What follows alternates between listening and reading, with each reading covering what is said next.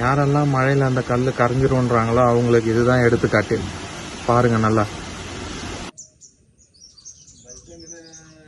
நம்ம கல் ஸ்டாக் இருக்கு, இன்டர்லாக் கல். இப்போ நம்ம கேரளாவில் இருக்கோம். இன்டர்லாக் கல் ஸ்டாக் இருக்கு பாருங்க.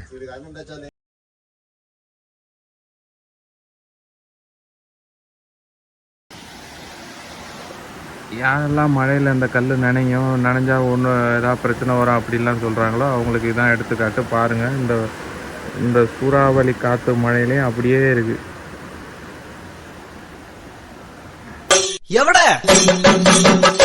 எப்போ